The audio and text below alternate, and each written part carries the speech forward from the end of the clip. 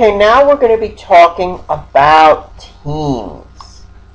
Teams are special kinds of groups, and we'll talk about how they are similar to and how they are different from regular ordinary groups, and talk about why talking about how effective they are at doing what they're supposed to be doing, and what's the appeal of using teams to get things done. So teams really started from the idea of a team of animals to be able to pull something or whatever. So so that's where essentially the word team comes from. So like a team of animals working together to do something. Well, in this case, we're talking about teams of human beings working together to accomplish a particular task. Many organizations use teams. Sometimes they are, kind of like, bragging about the teamwork of their employees and whatnot. But so teamwork is kind of like perhaps overused in terms of how work groups are organized. But in many cases, teamwork is utilized very effectively, and in certain kinds of industries, it's really necessary. So, what exactly is a team? A team is a group, but a team really, you can call it an extreme group because it has the qualities of groups, the basic qualities of groups that we talked about from the very beginning of the semester: interaction, goals, interdependence, structure, and unity. It has all of those, but it has those to an extreme degree, much more so than a typical group. So, for example, interaction. The members of the group interact with each other. Well, members of a team interact with each other in a very focused way. It is really intense interaction between members in a team versus just in a group. So that's where really you get that intense interaction. Furthermore, goals. Some groups maybe the goal is to perform a particular task. Maybe the goal is just to hang out and have fun. But a team goal is a goal that's really about performance. It's really about the outcome. So, unlike other teams, unlike just regular groups that may not be teams, teams are very goal-oriented, okay? And typically these goals are collective goals, not for individual prizes, individual rewards.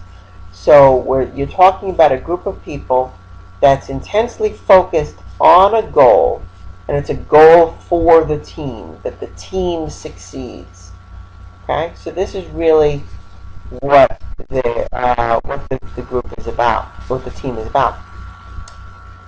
Interdependence. Group members depend upon each other. When you have a project that requires multiple hands to do, then one person can't do it alone. So you need the group to do it. So there's a certain degree of interdependence. People depend on each other. Well, in a team, that's crucial. It's really oftentimes very deliberately set up for interdependence, such that one person's weakness is balanced by another person's strength, and therefore you can work together to deal with a particular issue, to solve a particular problem. You have some people who have different strengths, and they're working together, and it's so they're depending on each other in a very clear way. Okay? And it's emphasized in a team how interdependent they are. Everybody on the team knows that they are needed by their teammates, and the teammates need them. Structure. You can have a group that has a very loose structure, just people kind of, no specific roles. Maybe the norms are not that powerful. Just people doing what they're doing. You think about like just a collective really has very little structure. Maybe just people, group of people sitting around in a subway station reading. Not much structure involved there. But with a team, you really have teams really typically would need a leader, or at least some form of leadership that's clearly defined. They would need to have roles. Everybody on the team needs to know what he or she is supposed to be doing in order to be successful. And the communication lines are very clear between the members where messages need to be sent and received. So the structure of a team is much more clear and strong than just a typical group. Okay? It doesn't necessarily mean it's inflexible, but it just means that the team just has a clear structure. Everybody knows what their role is, what they're supposed to be doing, and they work hard to fulfill that role appropriately. There's no confusion about that. Finally, unity. Teams are very cohesive. They are very close-knit. They maybe, maybe they're talking about the different types of cohesion. Maybe they've got, the cohesion as far as for the goal that they want to reach. They're all very, connected in that toward the task cohesion. Or they may be also very cohesive. They may have very strong connections with each other. They may really, really like each other. They may really like being part of the team. So the unity, the cohesion is extremely strong. Furthermore, people who are a member of a team, oftentimes they're very proud of being part of that team. They identify with that team. So that social identity, they're taking that social identity of being a team member very clearly. So here are some examples of different types of teams. You might have some management teams, project teams, advisory teams, work teams, action teams. Okay, so he just gives some examples of the different ways in which teams can be put together, different kinds of purposes of teams. Again, it just gives an idea of many. In other words, you think about a sports team, maybe you may think of that. Well, that's what a team is. It's just a sports team, but clearly it's more than just that. You can find them in industry and find them in many different areas.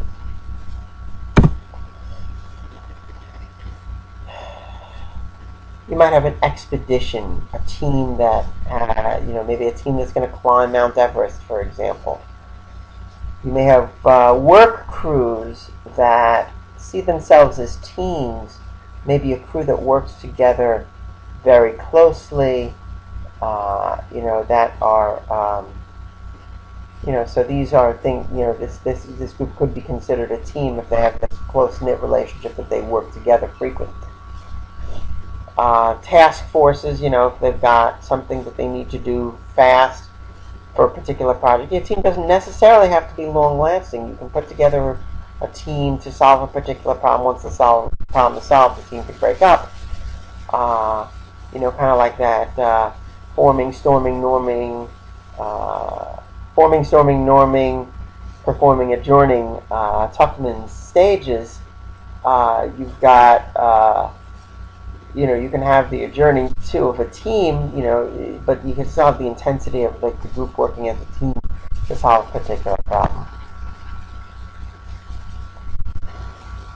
So here are the 4 types of teams that are essentially how responsible the team is, how perhaps autonomous you could say the team is in terms of what it can do, how it can set yourself up.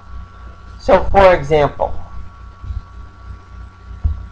a manager-led team, you have the clear leader of the team, or perhaps a manager who perhaps sets up the team itself. Just basically says, okay, I'm putting together a team, I want you to do this. Boom, boom, boom. So there you have a manager-led team, right? And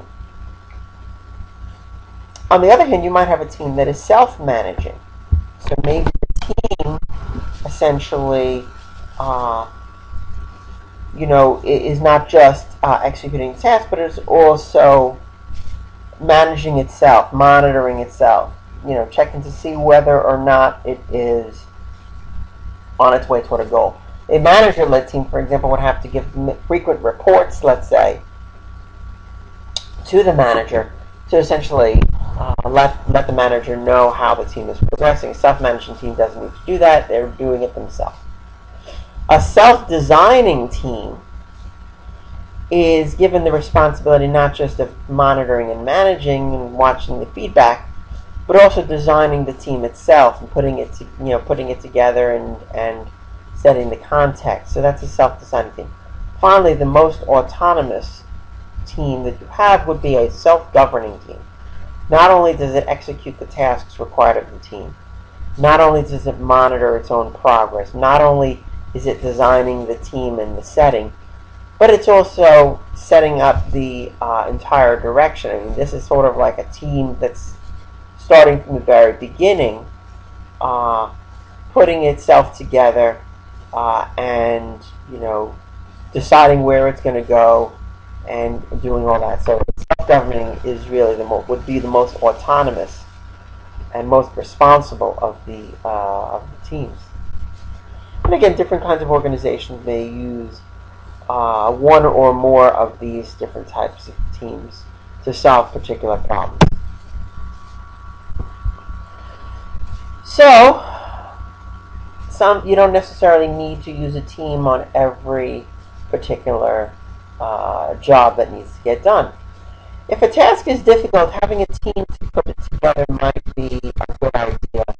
They can, again, the challenge of working on the task and the difficult and complex task, the challenge of doing that, you might need people who are highly motivated, and it may require a lot of the interdependence that a team has versus a group.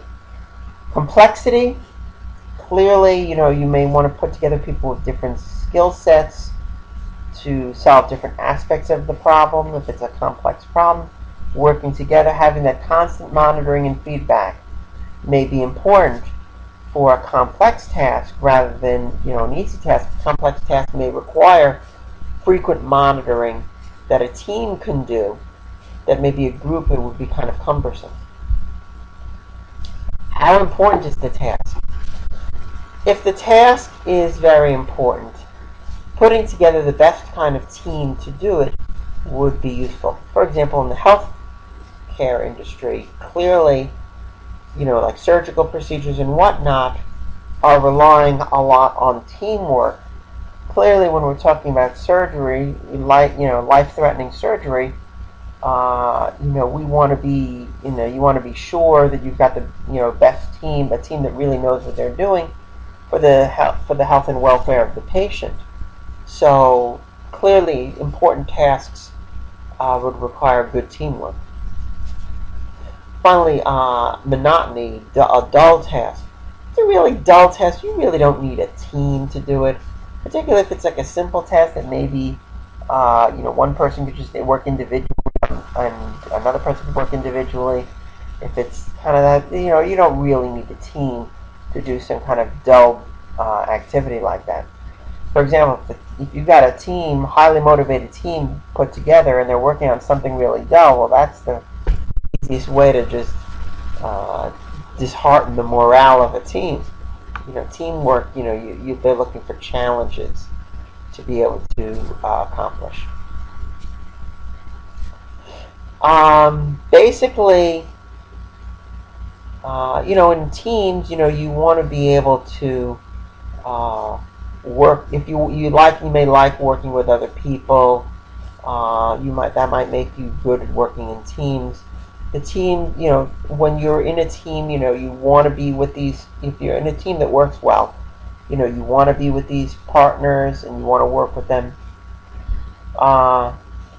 There could be some, diffusion of responsibility.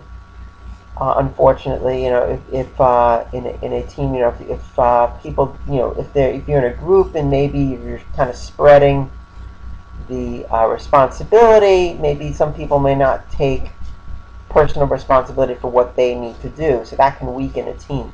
Social loafing clearly can weaken a team. If somebody is not pulling his or her weight, then that could be a problem in terms of the productiveness of the team, and it could also reduce morale. If you've got a team and you've got one or two people who is clearly not pulling his or her weight, you don't like it. Now, the romance of teams, again, some people may overestimate the how awesome teamwork is, and companies may just want to put together teams for these dull, monotonous tasks, perhaps, that are not really necessary, and kind of what it can do actually is kind of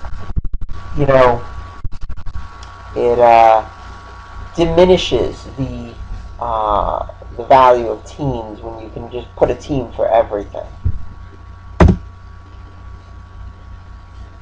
The systems model is a good model for looking at what teams do and how they do it. The IPO model, input, process, output. So what are the inputs here?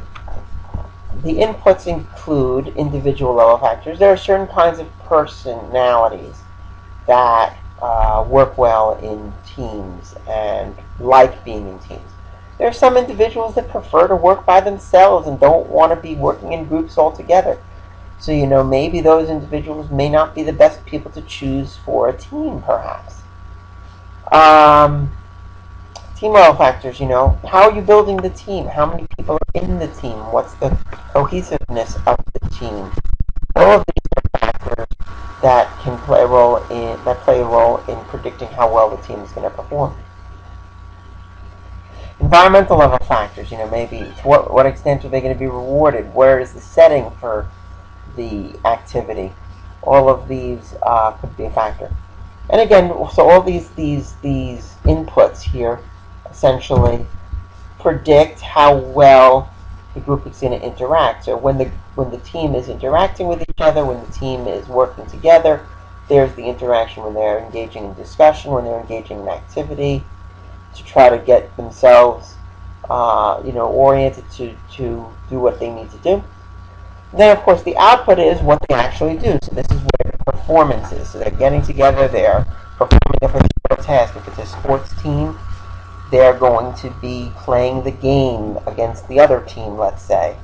They're going to be producing a product. They're going to be performing the surgery. Okay? All of these are performance outcomes that that would come about from the teamwork. And again, the teams, as they differ from groups, is that teams are very much about the goal, very much about the outcome. But of course, there are other outcomes as well. Those are like side effects of essentially working in teams. You feel satisfied. You feel good about your teammates. You perhaps get personal development from being in a team. You learn how to work well with groups. You learn how to adapt to others.